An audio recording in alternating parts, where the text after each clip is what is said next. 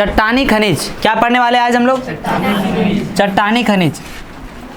देखिए क्या है कि चूना पत्थर किसका, इसमें हम लोग सबसे पहला जो पढ़ रहे हैं क्या पढ़ रहे हैं? चूना पत्थर। चूना पत्थर, चूना पत्थर कैल्शियम या कैल्शियम कार्बोनेट तथा मैग्नीशियम कार्बोनेट से बनी चट्टानों में पाया जाता है। चूना पत्थर जो पाया जाता है वो किस में पाया जाता है? कैल्शियम या कैल्शियम कार्बोनेट में। कैल्शियम, कैल्शियम मतलब क्या? Ca, या कैल्शियम कार्बोनेट CaCO3, ये ना होता है सर कैल्शियम कार्बोनेट, ये इसी में पाया जाता है। यह अधिकांशतः अवसादी चट्टानों में पाया जाता है। किस में पाया जाता है? अवसादी। अब अवसादी चट्टान किसको कहते हैं मुझे नहीं मालूम है, आप सभी को मालूम है? हाँ बढ़िया है, ठीक है। तो चूना पत्थर सीमेंट उद्योग का एक आधारभूत कच्चा माल होता है और लोह प्रगलन की भट्टियों के लिए अनिवार्य है। देखिए चूना पत्थर जो है क्या है कि तो यहाँ यह अधिकांश अवसादी चट्टान में पाया जाता है। ये ज़्यादातर कहाँ पे पाया जाता है? अवसादी। खुले काहे ने छोड़ दिया उसको? अवसादी चट्टान में पाया जाता है। चूना पत्थर सीमेंट उद्योग का एक आधारभूत कच्चा माल होता है और लोह प्रगलन की भट्टियों के लिए अनिवार्य है। लोहा जहाँ पे किया जाता है उसके लिए क्या है? एक अनिवार्य। चला जा। हैप्पी बर्थडे छोटे, देख बर्थडे, अरे इधर इधर देख लो, नहीं बार सब बर्थडे बोलते बोल रहे, ठीक है कोई बात नहीं, चलो ठीक है। खुश रहिए, खूब जीवन में तरक्की कीजिए। तोरा बर्थडे का उधर सर नहीं आया अभी,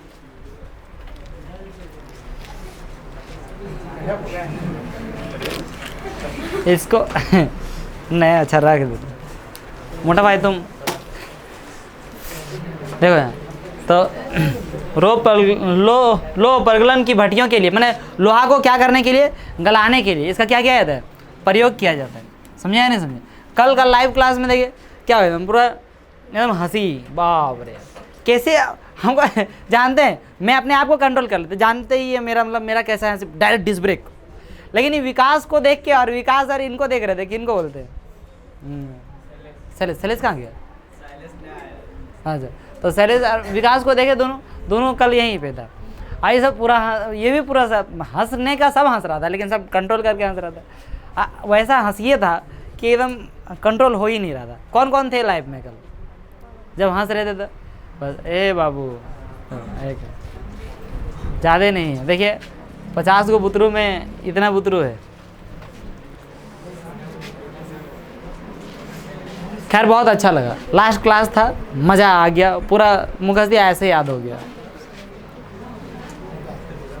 देखिए ये चीज़ जो है इसमें हम लोग क्या देखेंगे? चूना पत्थर उत्पादन राज्यों का अंश। किसका? चूना पत्थर उत्पादन में क्या? राज्यों का अंश।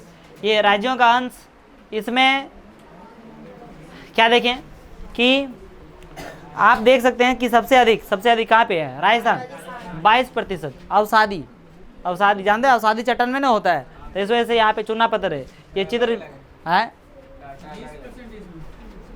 20% उसमें डाटा 18-19 का दिया हुआ है। कब का दिया हुआ है?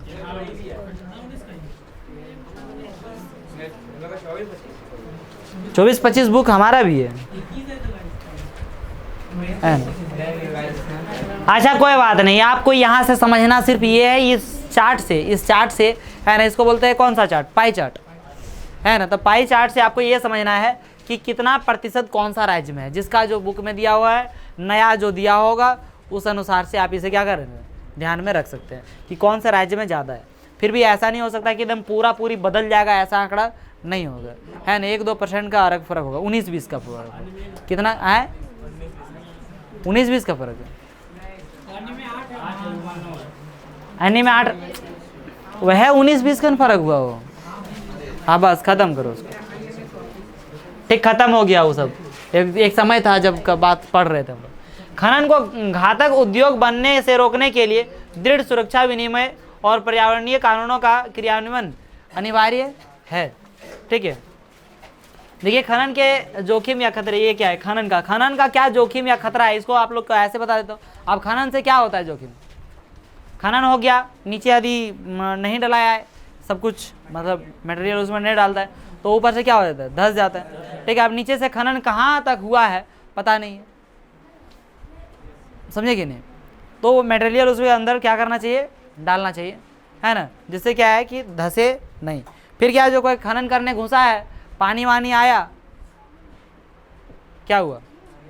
बाढ़ आएगी, उसको पता थोड़ी रहेगा क्या हो रहा है नहीं हो रहा है है ना खनन, तो वहीं पे बस समाप्त नहीं हुआ, समाप्त नहीं हो जाएगा। आप चाहे खनन करने के लिए घुसा, आप पूरा नहीं धंसा, लेकिन एक साइडवा कहीं पे जो गेटवा उठा था मैंने जिससे वो प्रवेश किया वो आदि धंस गया। बजाते रहिए वहीं ढोलक वोलक बैठ के, कितना तकलीफ वाला मृत्यु होगा सो आप समझ सकते हैं। सोच के ही अगवकी लगता है, सोच के ही कैसा लगता है, अगवकी टाइप का लगता है कि अरे बाप रे ऐसे। लेकिन जीवन जो है ना, ये पेट सब कुछ करवाता है, समझे कि नहीं? तो इसे कंट्रोल में रखें।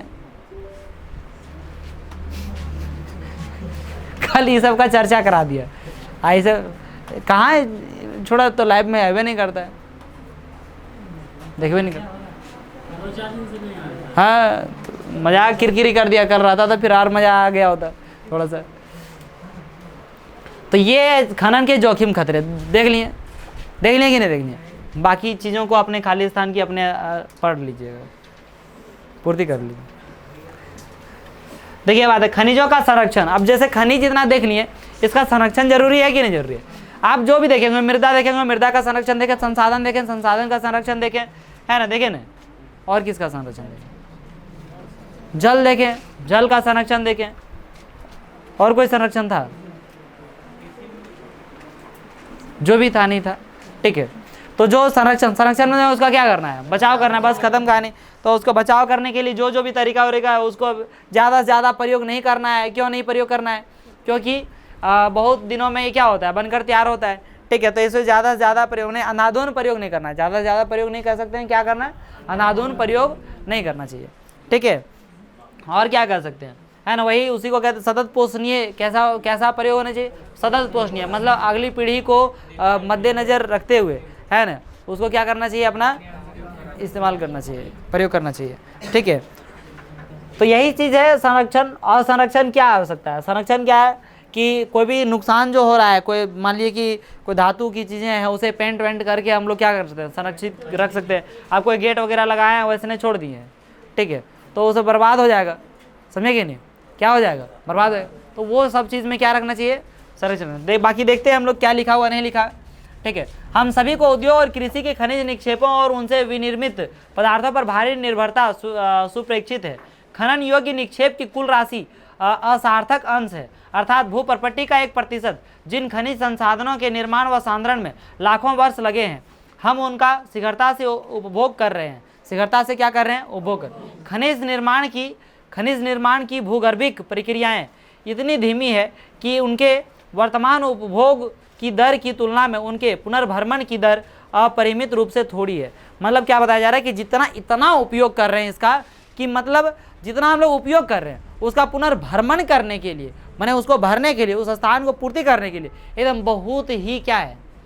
कम है। बहुत ही क्या है? कम। माने प्रयोग कर रहे बहुत ज़्यादा और बन रहा है बहुत ही तुच्छ। बात समझे कि नहीं समझे? तो ये चीज़ है, ठीक है।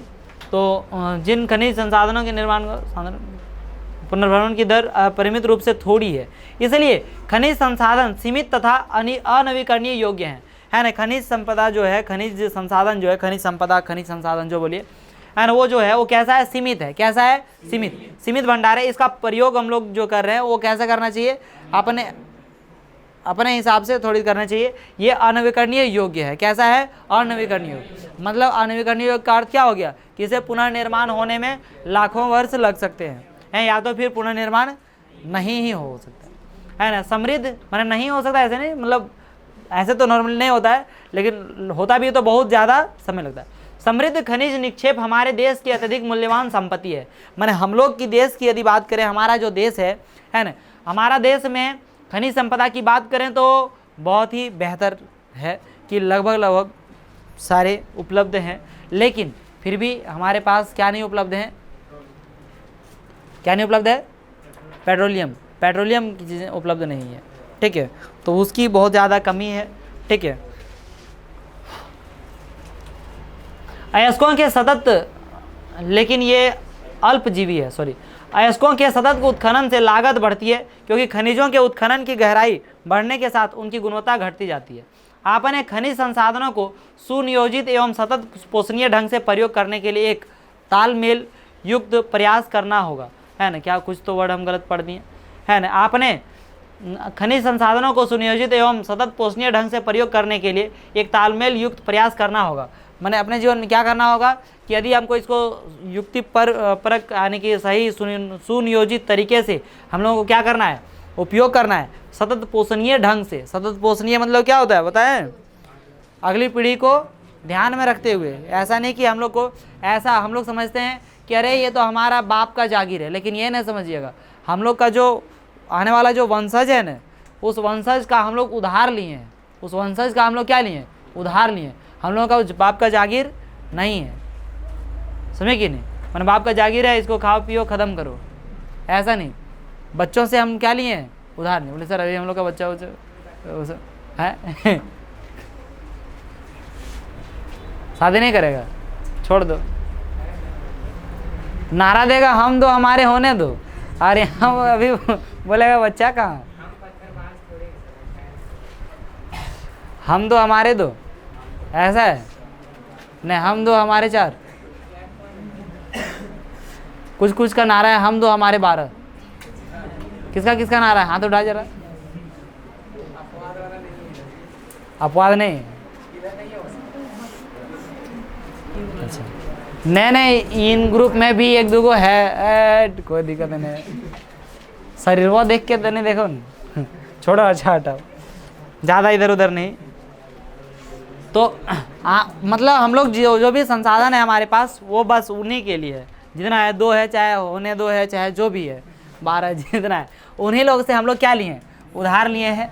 और उनके लिए क्या करना चाहिए, रख देना चाहिए, है ना। उनके लिए रख नहीं देना चाहिए, मतलब कम ही इस्तेमाल करो, है ना। उधार का चीज़ ज़्यादा नहीं लेना चाहिए, है ना। अनकर अर्जन 3%, अनकर कौन सी 4% मारे कुछ नहीं, 4%, है ना। अनकर अर्जन 3%। ऐसे निम्न कोटि के अयस्कों का कम लागतों पर प्रयोग करने के लिए उन्नत प्रौद्योगिकियों का सतत विकास करते रहना होगा। धातुओं का पुनः चक्रण, रद्दी धातुओं का प्रयोग, है ना। धातुओं क्या क्या से बचाव कर सकते हैं, सो देखिए यहाँ पे वही सब कुछ लिख दिया गया है। ऐसा नहीं कि अपनी आप लोग जो है ना नोट्स पे डिपेंड रहते हैं, बुक में एनसीईआरटी में सब लिखा हुआ है जी आपका, ठीक है।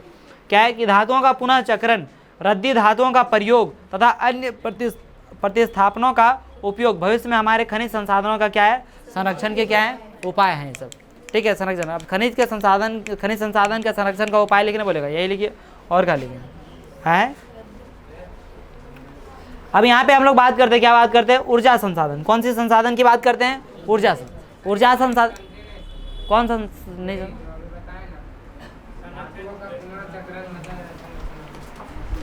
क्या नहीं समझे, देखता हूँ जरा, कोई बात नहीं, है ना। धातुओं का पुनः चक्रण, पुनः चक्रण मतलब जैसे देखिए आप, जैसे कोई कील है, कील हम लोग प्रयोग किए, है ना। वो उसका अब मान लीजिए कि उसका ऊपर का जो मुखड़ी है वो टूट गया, ठोकने के लिए टूट गया, तो उसका तो प्रयोग अब नहीं हो रहा है, ठोकेंगे कैसे। तो उसका मान लीजिए कोई भी लटकाना चीज़ है तो लटकेगा नहीं, तो उसको फिर से मैं एक छोटी सी एक छोटा सा एग्जांपल लेके, ऐसे बहुत सारा वेस्ट हमारा सामान है, एक छोटा जो घर में हम प्रयोग कर रहे हैं उसके लिए, तो उसको फिर से हम क्या कर सकते हैं, पुनः चक्रण कर सकते हैं। क्या कर सकते हैं, उसका पुनः चक्रण कर सकते हैं, मैंने फिर से हम प्राप्त कर सकते हैं, उससे कोई धातु प्राप्त हो जाएगा, ठीक है। अब इस तरह से जो भी है, वाहन है, गाड़ी है, मशीन है, पंखा है, कूलर है, जितना भी चीज़ में जो भी है आपका खनिज संपदा का प्रयोग किया गया उसका पुनः चक्रण कीजिए।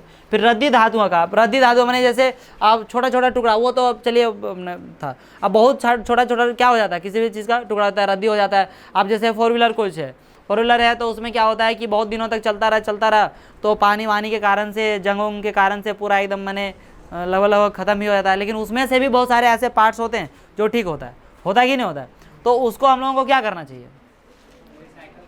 रिसाइकल मतलब पुनः फिर से प्रयोग। प्रतिस्थापन का उपयोग भविष्य में हमारे लिए, प्रतिस्थापन मतलब जो हम अभी प्रयोग कर रहे हैं उसी का फिर से दूसरा उसको दे दें, अगला आदमी भी उसका क्या कर ले, प्रयोग कर ले, तो उसको बोलते क्या है, प्रतिस्थापन, ठीक है। प्रतिस्थापन जैसे आप लोग करते हैं नोट्स का, किसका करते हैं, नोट्स का। आज किसका देखा कि कोई 9th क्लास या कोई क्लास में 10th क्लास में कल देखे थे, भैया वाला बनाया, तो प्रतिस्थापन कर लिए, भैया वाला से अपना वाला प्रतिस्थापित हो गया, ठीक है।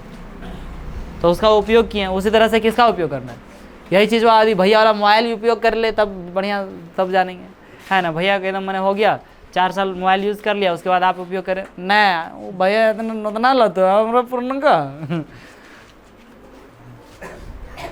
के कुछ ने कहाँ कुछ बोल रहे थे, समझ में आ गया या नहीं समझ में आया? अरे समझ में आया विनोद? हाँ चलो ठीक। देखिए ऊर्जा संसाधन, क्या ऊर्जा संसाधन विनोद बहुत दिन के बाद प्रयोग हुआ है, और राजू मोहन विनोद ये तीनों वर्ड कहाँ चला गया? देखो ऊर्जा संसाधन, इसमें हम लोग क्या देख रहे हैं? तो ऊर्जा संसाधन में इसमें हम लोग पढ़ेंगे किसके बारे में? देखो यहाँ लिखिए दिया था, हम काहे बोल रहे हैं, कोयला के बारे में, पेट्रोलियम, प्राकृतिक गैस, यूरेनियम, ये सब क्या ऊर्जा, जो जिससे भी क्या हो ऊर्जा प्राप्त हो, ये वाला भी, चाहे तो घर में ईंधन के रूप में भी, ठीक है, जो भी हो जिससे ऊर्जा प्राप्त हो, उस सारे के बारे में हम लोग अभी आगे क्या करने वाले हैं, पढ़ने वाले। तो ऊर्जा संसाधन में इसमें, ठीक है, ऊर्जा सभी क्रियाकलापों के लिए आवश्यक है, सभी कोई भी क्रियाकलाप कीजिए उसके लिए क्या आवश्यकता है? ऊर्जा। मैं यहाँ खड़ा हूँ उसके लिए भी ऊर्जा चाहिए, इंग्लिश में बोले तो एनर्जी, ठीक है। खाना पकाने में, रोशनी व ताप के लिए, गाड़ियों के संचालन तथा उद्योगों में मशीनों के संचालन में ऊर्जा की आवश्यकता होती है। यह आवश्यकता जहाँ होती है वो बुझ गया, लेकिन आता कहाँ से उसे नहीं बुझा है, तो बुझो। ऊर्जा का उत्पादन ईंधन, खनिजों जैसे कोयला, पेट्रोलियम, प्राकृतिक गैस, यूरेनियम तथा विद्युत से किया जाता है। ये सबसे ऊर्जा का क्या किया जाता है? प्राप्ति की जाती है ना, जिसमें इसमें आवश्यकता होती है और ये सबसे क्या की जाती है? प्राप्ति की जाती है। समझे कि नहीं? ठीक है, बोल दिया गया यहाँ पे खाना पकाने, रोशनी, ताप के लिए, गाड़ियों के संचालन तथा उद्योगों, मशीनों संचालन ऊर्जा की आवश्यकता होती है। ये सब प्राप्त जो करते हैं कहाँ से प्राप्त करते हैं? कोयला है, पेट्रोलियम, प्राकृतिक गैस, यूरेनियम, ये सबसे हम लोग क्या करते हैं? प्राप्त करते हैं, है ना। ऊर्जा संसाधनों को परंपरागत तथा गैर परंपरागत साधनों में वर्गीकृत किया जा सकता है। अब ये यहाँ पे देखिए 2 ठो वर्ड है, ये आप लोग को मैं यहीं पे बता देता हूँ, यदि यहाँ समझ जाएंगे तो आप लोगों को मुझे फिर ऊर्जा का स्रोत आपका चैप्टर है जो साइंस में, वहाँ पे नहीं पढ़ाना पड़ेगा। यही चीज़ है ऊर्जा का स्रोत, मैंने ऊर्जा किस किस चीज़ से प्राप्त होता है। तो आप यहाँ पे कोयला से ऊर्जा प्राप्त होता है, तो वहाँ पे अभी थोड़ी ऐसा ना होगा कि मैंने कोई दूसरा चीज़ आ जाएगा कि उससे ऊर्जा प्राप्त होता है, ऐसा कोई बात नहीं होगा जी। वही चीज़ वहाँ भी पढ़ना है, वहाँ पर भी आपको परंपरागत और क्या देखना है? गैर परंपरागत, है ना, वही सब शब्द प्रयोग करना है, समझे कि नहीं? तो परंपरागत मतलब क्या होता है? जो पहले से प्रयोग करते आ रहे थे, है ना, पहले से क्या करते आ रहे थे? प्रयोग करते रहते, है ना, उसको हम लोग क्या बोलते हैं? है ना, परंपरागत। और गैर परंपरागत में क्या होता है? जो अब तत्काल में कुछ हुआ है, ठीक है। अब ये शब्द को थोड़ा और क्लियर कर दो, उसके बाद इसका एग्जाम्पल दो। परंपरागत और क्या? गैर परंपरागत। वर्ड समझ में पहले आना चाहिए, वर्ड समझ में आ जाएगा अपने आप, उसका सारा क्या समझ में आ जाएगा? काम समझ में आ जाएगा। तो परंपरागत इंग्लिश में बोलते हैं इसको क्या? ट्रेडिशन, ट्रेडिशनल, क्या बोलते हैं? ट्रेडिशनल। ट्रेडिशन आप लोग बोलते हैं नहीं ये हमारा ट्रेडिशन है, मतलब क्या? जैसे घर में परंपरा है, जैसे मान लीजिए कि शादी अभी भी मतलब जैसे ट्रेडिशन फॉलो करते हैं, धोती पहन के शादी होता है, लड़का लोग होता है या नहीं होता? तो धोती ट्रेडिशन है, कोई ट्रेडिशन फॉलो नहीं होता है तो नहीं मानते। अभी भी ट्रेडिशन फॉलो होता है ना। हमारा दुर्गा पूजा में सभी के घर हम लोग जाते हैं, है ना, क्या करते हैं? प्रणाम करते हैं, है ना, पाँव छुए, ठीक है, प्रणाम किए। तो ये हमारा क्या है? ट्रेडिशन, मैंने परंपरागत। ये क्या है? परंपरागत। और गैर परंपरागत में आप क्या क्या? हेलो, प्रणाम चाचा, कोची पाए लागू नहीं, कोची बोल रहे कि वह सब जो है और ओकरो से अभी ज़्यादा और गैर परंपरागत में आ गया। Good morning, how are you, ठीक है। तो है तो वैसा वो क्या हो गया? गैर परंपरागत। समझ में आ गया? परंपरागत और क्या? गैर परंपरागत। तब यहाँ ये गुड इवनिंग और गुड मॉर्निंग नहीं लिख देना है गैर परंपरागत में, वो वर्ड को समझाने के लिए होता है कि परंपरागत जो पहले से चलते आ रहा है और गैर परंपरागत मतलब जो नया। तो यहाँ पे हम परंपरागत बात की नहीं हम पढ़ रहे हैं, परंपरागत ऊर्जा के बारे में पढ़ रहे हैं। किसके बारे में पढ़ रहे हैं? ऊर्जा। तो परंपरागत तथा गैर परंपरागत साधन, तो इसमें क्या 2 तरह से बांटा गया। परंपरागत साधनों में लकड़ी, उपले समझते हैं? गोबर गोठा नहीं, और क्या बोलते हैं?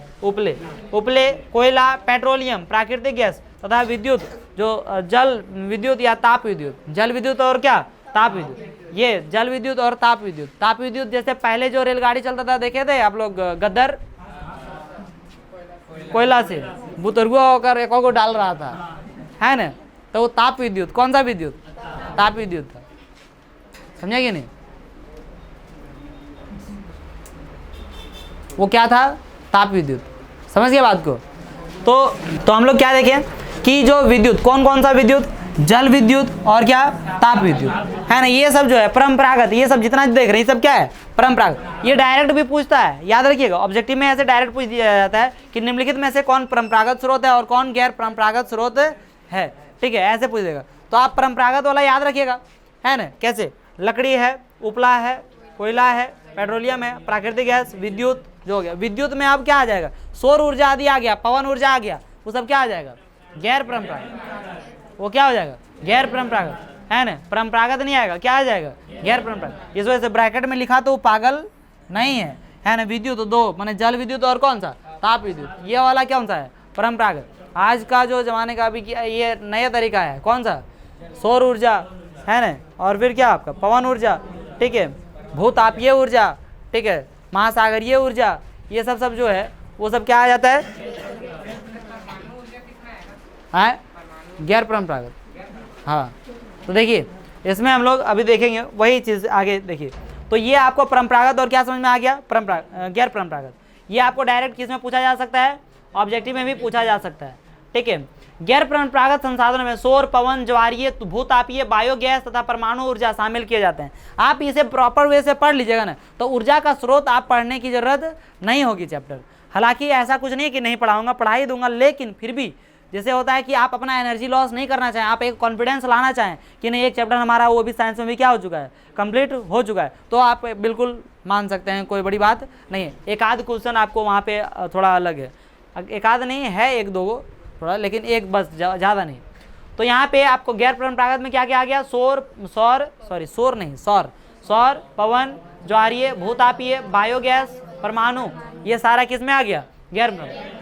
ग्रामीण भारत में लकड़ी व उपले बहुतायत में प्रयोग किए जाते हैं, थे नहीं लिखा हुआ है, क्या हैं, अभी भी क्या है, बहुत ज़्यादा प्रयोग किया था हमारे गांव में, तो है ना। पिछला साल जब मैं ये सेशन पढ़ा रहा था, तब पिछला साल तक मेरी माँ मतलब बहुत ज़्यादा क्या यूज़ करती थी, लकड़ी वगैरह प्लांट, यही सब उपला ये सब उपयोग करते, उपला ने अभी उपयोग करते थे, है ना, लकड़ी प्रयोग करते थे, है ना। अब थोड़ी सी चूँकि उनको समस्या उनसे पैर में हो गया, इस वजह से सब सुविधा नहीं, देखिए सुविधा नहीं करवा दीजिएगा तो फिर दूसर सुविधा करवाने लगते हैं वो सब, समझे ना। अच्छा लेना, जे बोलिएगा सब ला देंगे, बात करते हैं, आप खाली उठा छोड़ के सब बोल दीजिएगा तब सब ला देंगे, कोई दिक्कत नहीं।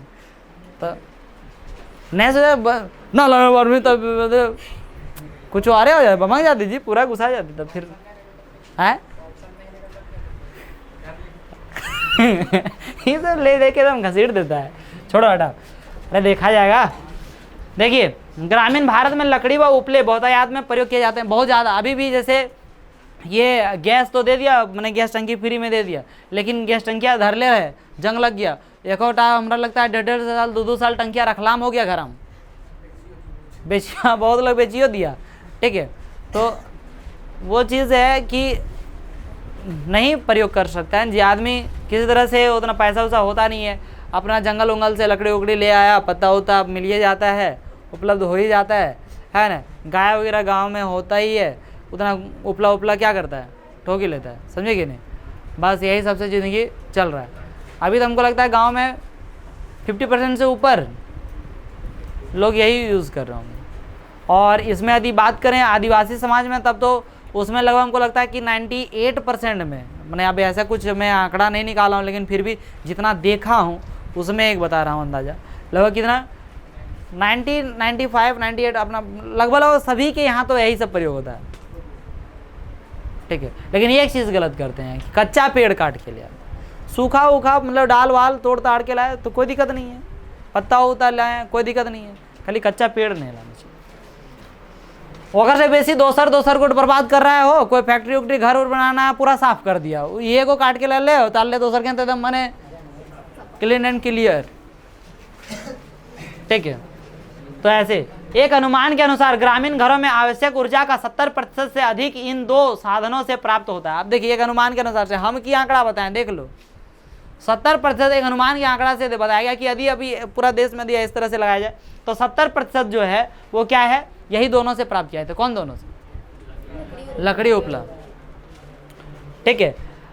बिहार वगैरह में नहीं देखते, अब देखे होंगे खान सर का वीडियो कि अरे बिहार में तो जिसका दीवार में चिपरी ठोक दिया तो वो दीवारों क्या हो गया, अपना हो गया। ठीक है, तो वैसे वहाँ पे ज़्यादा चलता है। लेकिन अब घटते वन क्षेत्र के कारण इनका उपयोग करते रहना कठिन होता जा रहा है ना। अब वन क्षेत्र का मैंने घटते जा रहा है, इस वजह से इसका उपयोग थोड़ा सा क्या हो गया, कठिन होता जा रहा है। ठीक है, पहले लेकिन और कठिन था। कठिन इस वजह से था क्योंकि पत्ता लाने के लिए सब माथा में लाते थे ना। अभी पत्ता लाना है तो क्या करना है, एक ही दिन जाना है, ट्रैक्टर रिजर्व वो कर लिया, नहीं हो तो रिजर्व भी कर लिया, तो रिजर्व कर लिया तो एक ट्रैक्टर बोझ दिया पूरा पत्ता, एकदम झाड़ू वाड़ू लगा के 4-5 भैया बोझ दिया, ले आया एक ट्रैक्टर ले आया, बहुत दिन चलता है। घर में एकदम मैंने खाली पतवे से तले घर में सिस्टम होता है, एक रूम में लकड़ी भरल है, एक रूम में क्या पत्ता भरल है, एक रूम में बकरी बंधाएगा तो एक रूम में गाय बंधाएगा। ठीक है, वही क्या है, बगलवा में दादाजी का खाट रहेगा, कहीं दादाजी उधर छोड़ के जीवे नहीं करेंगे बकरिया तकरिया गाय पोस को, है ना, वो उनका उधरे रहेगा। कितना बढ़िया रूम दे दीजिए, कुछ नहीं वहीं रहे। हालांकि बीमारी भी कम होता है थोड़ा सा। अब वहीं लगाया मच्छरदानी, अरे को टॉर्च ले लिया, उठा मुड़िया उठेला, अरे क्या लड़ब करे रहती है, मैंने जैसे दू को देखते रहते हैं। वो बड़ा जिम्मेवारी होता है दादाजी सबका, क्या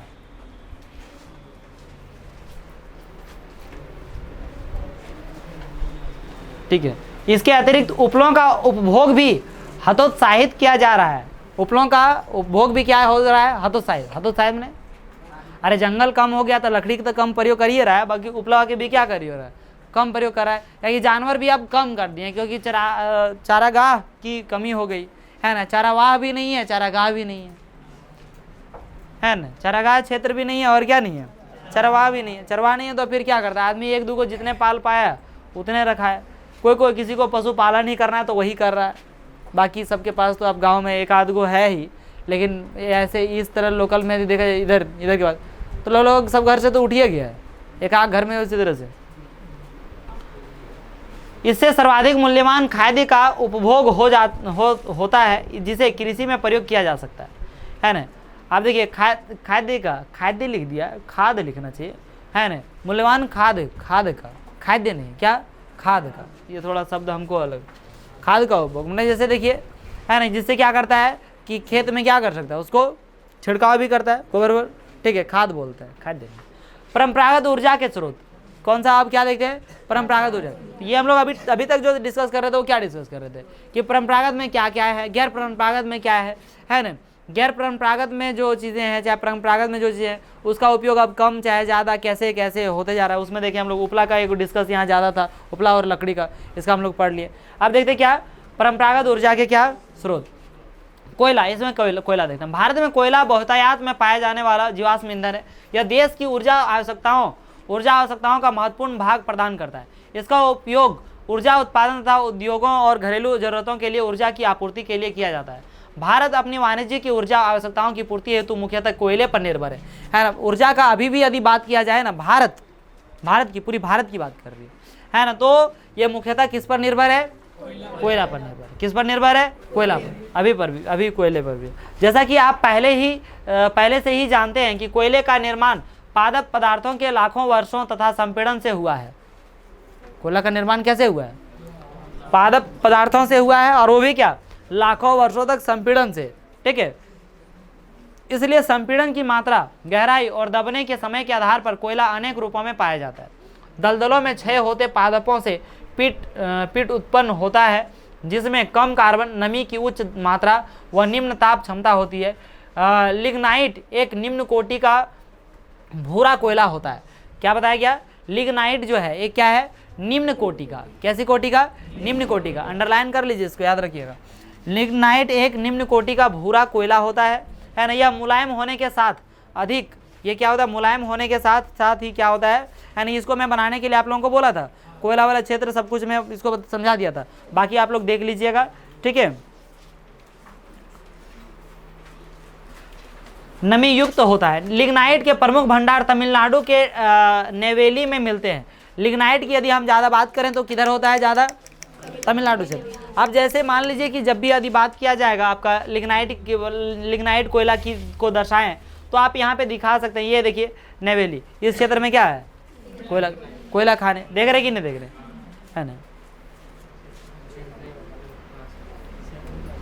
कोई दिक्कत है? नहीं दिक्कत है ब्रो। और विद्युत उत्पादन में प्रयोग किए जाते हैं, और इसका उपयोग कहाँ पे किया जाता है? विद्युत उत्पादन में इसका प्रयोग किया जाता है। ठीक है, गहराई में दबे तथा अधिक तापमान से प्रभावित कोयले को बिटुमिनस कोयला कहा जाता है। देखिए, एक लिग्नाइट देख लिए, अब क्या एक देख रहे हैं? बिटुमिनस, है ना? ये क्या है? ज़्यादा अधिक तापमान से प्रभावित, है वो है निम्न कोटि का, है ना? ये क्या है? बिटुमिनस कोयला कहा जाता है ना? वाणिज्यिक प्रयोग में यह सर्वाधिक लोकप्रिय है ना? वाणिज्य में इसको ज़्यादा क्या किया गया? प्रयोग किया गया, पॉपुलर है। धातु शोधन में उच्च श्रेणी के बिटुमिनस कोयले का प्रयोग किया जाता है।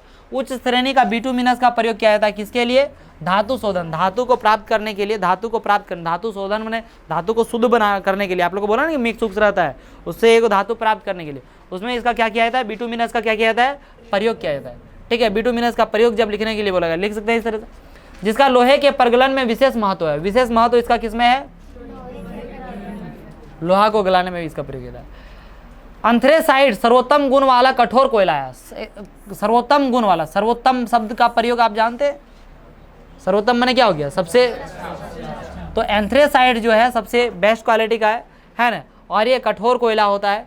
ठीक है, आप एक देख लिए लिग्नाइट, एक दूसरा देख लिए क्या? बिटुमिनस, और तीसरा क्या देख लिए? एंथ्रेसाइट। ये सब कोयला का प्रकार है ना? इसका कोयला के बारे में लिखना रहेगा, ये 3 शब्द आपको याद रखना है, बाकी सब चीज क्षेत्र उत्र याद रखना है, कौन सा क्षेत्र में क्या पाया जाता है, किसका प्रयोग क्या है, बस इतना याद रखना है। याद कहाँ कुछ रखना है। भारत में कोयला 2 प्रमुख भूगर्भिक युगों के सेल क्रम में पाया जाता है। एक गोंडवाना जिसकी आयु 200 लाख वर्ष से कुछ अधिक है, और दूसरा टर्शियरी निक्षेप जो लगभग 55 लाख वर्ष पुराने हैं, है ना? एक क्या बताया जा रहा है कि 200 लाख, कितना? 200 लाख वर्ष पूरा, जो गोंडवाना क्षेत्र आप लोग पढ़े, जानते हैं गोंडवाना? एक अंगारा लैंड होता है, अरे क्या होता है? गोंडवाना लैंड, है ना? एक होता है क्या? अंगारा लैंड, अरे क्या होता है? गोंडवाना। ठीक है,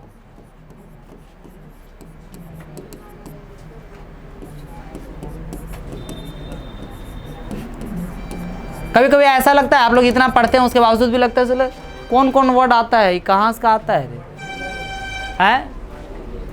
ठीक है, देखिए, जो पहले विश्व जो हम लोग अभी महाद्वीप देख रहे हैं ना जी ना, ये महाद्वीप जो इतना भी था वो क्या था? एक था, समझे कि नहीं? जितने अभी 7 महाद्वीप है ना उसमें, तो ये 2 भागों में टूटा।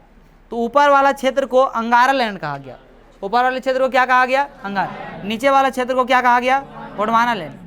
और भी बताया हूँ, शायद आप लोग को भूगोल में ही प्रयोग हुआ पहले का, है ना? गोंडवाना लैंड। ये अंगारा और गोंडवाना दोनों नाम याद रहे, और ऊपर नीचे भूल जाए तो गोंडवाना से गोड़ नीचू है, याद रख सकते हैं। ये ट्रिक है, जब भी बताऊंगा ट्रिक बताऊंगा। ठीक है, तो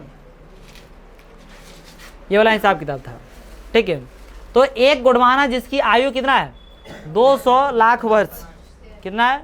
200 लाख वर्ष से कुछ अधिक, और दूसरा टर्शियरी निक्षेप जो लगभग 55 लाख वर्ष पुराने। गोंडवाना कोयले जो धातु शोधन कोयला है के प्रमुख संसाधन दामोदर घाटी में। कौन सा घाटी? दामोदर, जिसको हम लोग यहाँ पे अपना बोलचाल में बता दें, बड़ाकर कहते हैं। कौन सा? बड़ाकर नदी नहीं है, वही दामोदर घाटी। ठीक है, पश्चिमी बंगाल तथा झारखंड। कौन सा? पश्चिम बंगाल, और कहाँ पे? झारखंड में जाते। झरिया, रानीगंज, बोकारो में स्थित है ना? ये जो क्षेत्र है उसका झरिया, रानीगंज, बोकारो, ये सब में स्थित है ये कोयला। ठीक है, इस वजह से ये कोयला आप देख सकते हैं। कौन सा? इसी वजह से देखते हैं ना, झरिया से हमारा कोयला में पूरा जाता है। ठीक है, गोदावरी, महानदी, सोन, वर्धा नदी घाटियों में भी कोयले के क्या है? जमाव पाए जाते हैं। ठीक है, फिर किसकी बात हो रही है? टर्शियरी कोयला क्षेत्र उत्तर पूर्वी राज्यों, मेघालय में, मतलब उधर का उत्तर पूर्वी राज्य है ना, किधर आ गया? मेघालय आ गया, असम, अरुणाचल प्रदेश और नागालैंड में पाया जाता है उधर। ठीक है, क्या क्या देख लिया? मेघालय, असम, अरुणाचल प्रदेश और क्या? नागालैंड। याद रहेगा? उधर तो 7 को राज्य है रे, 7 राज्य में 7 सिस्टर जो बोलते हैं, 7 को मैं 4 को नाम दे ही दिया, मेघालय, असम, अरुणाचल प्रदेश और क्या? नागालैंड। देखिए अपना हिसाब से याद रखिए, आपकी इसको याद रखने के लिए क्या बोलने जा रहे हैं। यह स्मरण रहे कि कोयला स्थूल पदार्थ है। कोयला कैसा है? जिसका प्रयोग करने पर भार घटता है ना? भार क्या होता है? प्रयोग करने पर इसका भार घटते रहेगा। है ना, क्योंकि यह राख में परिवर्तित हो जाता है। इसी कारण भारी उद्योग तथा ताप विद्युत गिरह कोयला क्षेत्रों अथवा जिनके उनके निकट ही स्थापित किए जाते हैं, है ना। आगे हम लोगों का क्या है, पेट्रोलियम। क्या है, पेट्रोलियम। लिखिए जरा पेट्रोलियम, है ना। कितना और बाकी है?